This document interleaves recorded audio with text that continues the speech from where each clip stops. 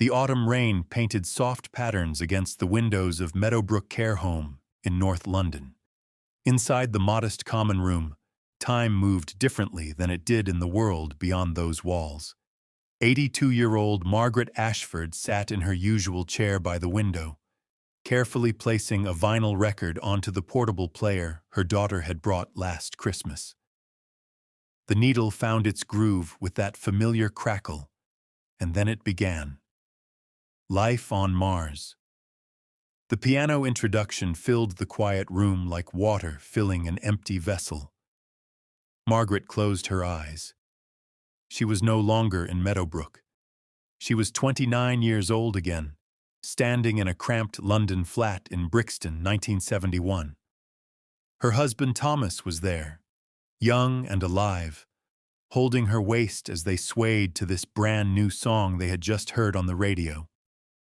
They had no money for proper dance lessons, no fancy venue for their wedding that would come 3 months later. But they had this. They had Bowie's voice asking impossible questions, and they had each other. The memory was so vivid that Margaret could smell Thomas's aftershave, could feel the warmth of his hand on the small of her back. If you are watching this story unfold, if Margaret's journey is touching something in your own heart, consider subscribing to this channel. There are countless untold stories like this one, moments where music and memory and magic intersect in ways that change everything. What Margaret did not know was that she was not alone in her remembering. In the far corner of the common room, partially obscured by a large potted plant, sat a man in his mid-60s. He wore simple clothes, a flat cap pulled low, reading glasses perched on his nose, and he held a newspaper that he had not turned a page of for 20 minutes. To the care home staff, he was just another visitor, perhaps someone's nephew or old friend. He had that comfortable invisibility that comes from looking exactly like you belong somewhere. But David Bowie did not belong there by any conventional measure. He was supposed to be in New York, working on his next project, living the quieter life he had carefully constructed after decades of constant reinvention. Yet here he was, listening to an elderly woman play his song, watching her lips move slightly with words she had memorized 41 years ago, seeing tears form at the corners of her closed eyes. His own hands, hidden beneath the newspaper, were trembling slightly. Not from age or infirmity, but from the overwhelming weight of witnessing this moment, this pure and private communion with something he had created. 3 weeks earlier, he had been walking through Soho when he overheard 2 nurses talking at a bus stop. One was telling the other about a resident at Meadowbrook who played the same Bowie record every single day, who would cry softly through Life on Mars and then sit in silence afterward. The nurse had said it with a mixture of affection and concern. But Bowie had heard something else. He had heard devotion of a kind that his fame could never quite prepare him for. Someone for whom his music was not entertainment or art, but rather a doorway to their most cherished memories, a psalm of their most sacred moments. Arranging the visit had required absolute discretion. Bowie had contacted the care home through an intermediary, learning Margaret's story in fragments. Her husband Thomas had died in 2003, a heart attack that came without warning. They had never had children, just each other and a modest life built on teaching jobs and small pleasures. The Hunky Dory album had been one of their wedding gifts, and it had remained in constant rotation through their 42 years together. After Thomas died, Margaret had retreated into the songs, playing them until the grooves wore thin. Now her dementia was advancing slowly but inevitably. Some days she remembered where she was. Other days she thought Thomas was simply at work. But the music she never forgot. Every afternoon at 3 o'clock, she would play Life on Mars, and for 4 minutes and 37 seconds, she was whole again. Bowie learned that Margaret had never seen him in concert, that tickets had always been too expensive. She had no idea what he looked like now, had no mental image beyond the album covers from the 70s, and so he had come in disguise, though not much of one. Simply an older man, dressed down, moving quietly. He had told the front desk he was visiting someone in another wing, and they waved him through. He found the common room, found his corner, and waited. Margaret reached the part where Bowie's voice climbed into that aching question. Is there life on Mars? Her own voice, thin and wavering, joined in so quietly that only someone listening very carefully could have heard. But Bowie heard. From his corner, he heard every word, recognized every slight variation from his recorded pronunciation, noticed where her North London accent colored the vowels differently than his own South London origins had. He watched her face, the landscape of wrinkles that told their own story of decades lived and survived, and he saw something he had seen before in other contexts, but never quite like this. He saw someone for whom his art had become inseparable from their identity, their history, their sense of who they were in the world. He thought about all the times he had performed Life on Mars. Dozens of concerts, countless rehearsals, television appearances, award shows. He had sung it professionally, technically well. But had he ever really understood what it meant to someone like Margaret? The song had been his search for meaning in a confusing world, his attempt to capture the feeling of being young and lost in 1971. But for her, it had become something else entirely.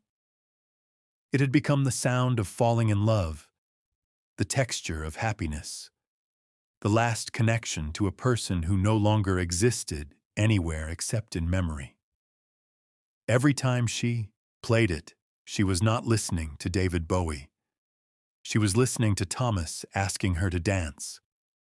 The song reached its climax, that great swelling of strings and voice, and Margaret's shoulders began to shake.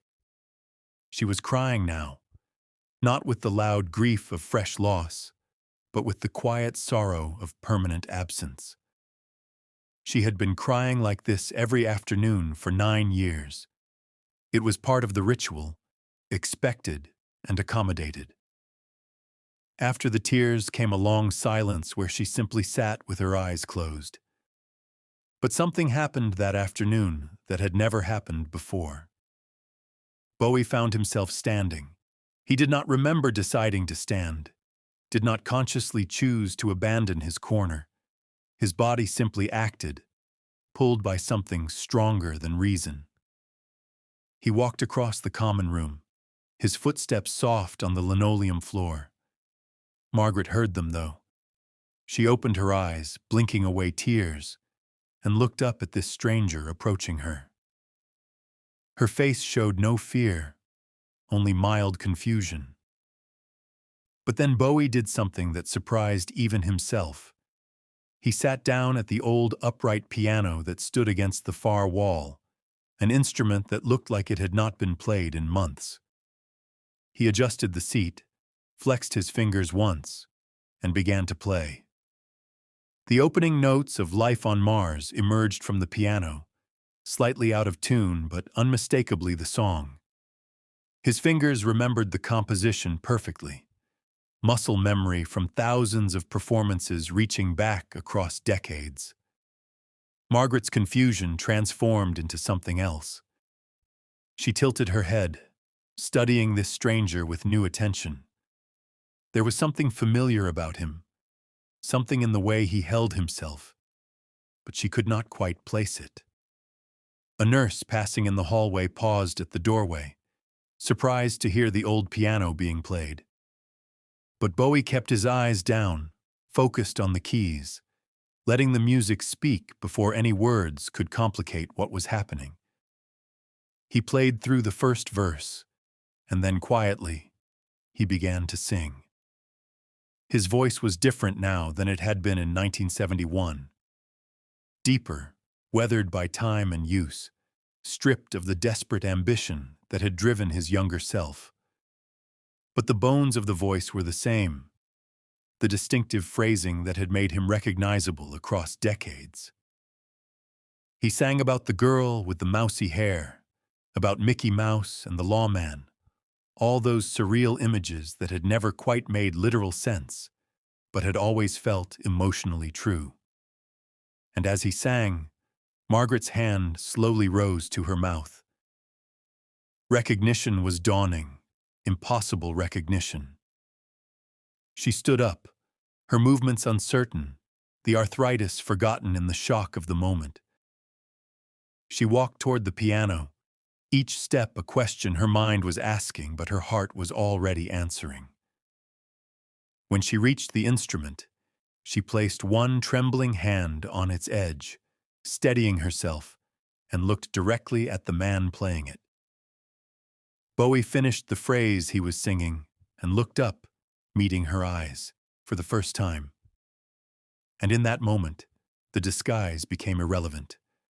She saw him. Margaret tried to speak, but no sound came out at first.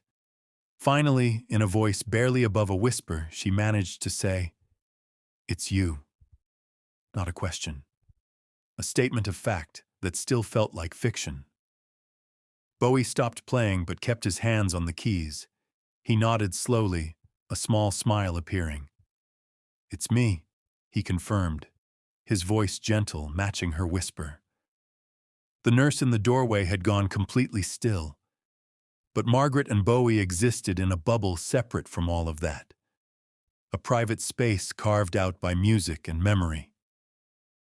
"I heard you play this song every day," Bowie said quietly. "Someone told me about you, and I had to come. I hope that's all right." Margaret's eyes filled with tears again, but these were different from the grief tears she had cried moments earlier.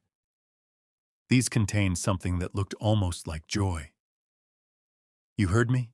she asked. He had heard her, had cared enough to come, had thought her small private ritual worthy of his attention. The magnitude of that was almost too much to process. Bowie stood up from the piano bench and gestured to the chairs nearby. "Would you sit with me for a moment?" he asked. "I'd like to hear about your husband, if you're willing to tell me." And so they sat. These two people separated by fame and circumstance, but connected by 4 minutes and 37 seconds of music recorded 41 years earlier. Margaret began to talk, and once she started, the words came easier than they had in years. She told him about meeting Thomas at a library, about their first date at a terrible Italian restaurant, about the flat in Brixton where they had danced to Life on Mars for the first time. She told him how Thomas had proposed during the song's bridge section, how they had played it at their wedding reception, how every anniversary they would put it on and hold each other and remember who they had been when everything was still ahead of them. Bowie listened with the intensity of someone for whom this was not just polite attention, but genuine revelation. He had written thousands of songs across his career, had created albums that critics called masterpieces, had influenced generations of musicians. But sitting in that care home common room, listening to Margaret describe how life on Mars had become the architecture of her entire adult life, he understood something about the power of art that all the acclaim had never quite captured. The song had escaped him. It had gone out into the world and become something he could never have predicted, had entered into the intimate spaces of strangers' lives and meant things he had never intended.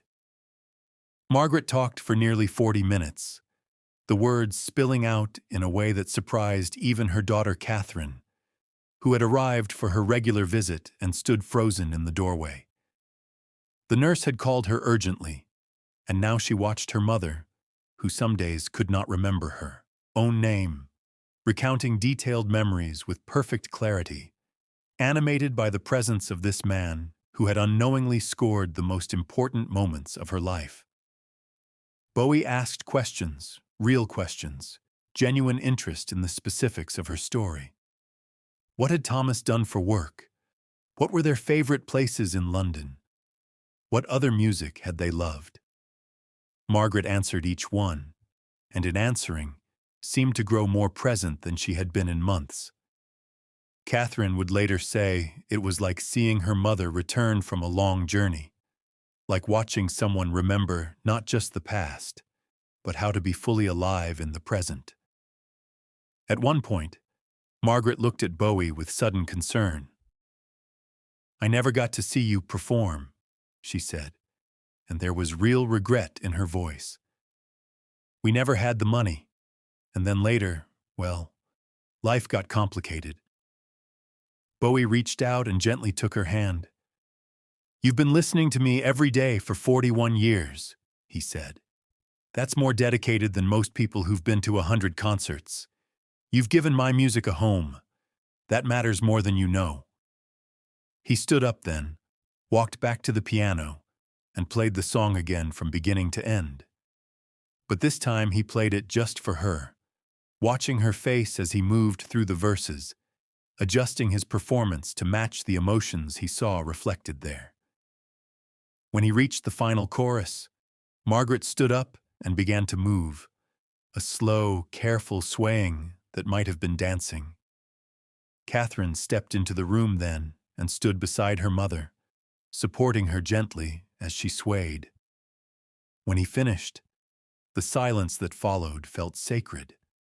Margaret was crying again, but smiling through the tears, and Bowie found his own eyes wet, surprised by the depth of his own emotion. Bowie, still seated at the piano, looked at Margaret and said something that seemed to come from somewhere deeper than conscious thought. "I wrote that song when I was lost," he said. "I was trying to figure out who I was, what I wanted, where I fit in a world that felt alien and hostile. I put all my confusion into those verses, all my questions about meaning and purpose. But I never knew what the song was really about until today." He paused, collecting his thoughts, and everyone waited. "It's about love," he continued. "Not the romantic kind necessarily, though that's part of it. It's about finding something or someone that makes the alienation bearable, that gives you a reason to keep going when nothing makes sense. You and Thomas found that in each other, and somehow my song got to be part of that. That's the greatest thing my music has ever done. Not the sales or the awards. This. Being there for you when you needed it. Being part of your love story." Margaret sat back down, overwhelmed, and Catherine moved to her side, holding her mother's shoulders. Bowie walked over and knelt down, bringing himself to Margaret's eye level. "Thank you," he said, and the sincerity was unmistakable. "Thank you for loving the song, for keeping it alive, for making it mean something more than I could have imagined. You've given me a gift today. You've reminded me why any of this matters." He stayed for another hour, talking with Catherine, meeting other residents, signing autographs for staff members who could not quite believe what was happening. Before he left, he arranged something with the care home administration. He set up a fund to ensure that the home would have a proper piano, professionally tuned and maintained, and that there would be regular music therapy sessions for all residents. When Bowie finally prepared to leave, Margaret insisted on walking him to the door, moving slowly with Catherine's support. At the entrance, she took both his hands in hers. "Will you come back?" she asked. Bowie smiled. "I don't know," he said honestly, "but you don't need me to come back. You have the music, and you have your memories, and those are yours forever. I'm just the person who happened to write it down." She nodded, and then surprised him by kissing his cheek, a quick grandmother's kiss that carried decades of gratitude. "Tell Thomas I said hello," Bowie said softly, and Margaret laughed. "I will," she promised. He'd be amazed by all this. Bowie left then, pulling his cap low and walking out into the November evening, becoming anonymous again. The story spread quickly, as stories like this inevitably do. Within days, it was in the papers. Bowie never confirmed or denied it publicly, but enough people had witnessed it that the truth was undeniable. Margaret became briefly famous, journalists requesting interviews. Catherine fielded most of it, protecting her mother, but allowed a few careful interviews where Margaret could tell her story in her own words. In the weeks and months that followed, Margaret's dementia continued its progression. There were days when she did not remember the visit, when the whole extraordinary afternoon existed only in the memories of others. But there were also days when she recalled it with perfect clarity, describing details no one else had noticed.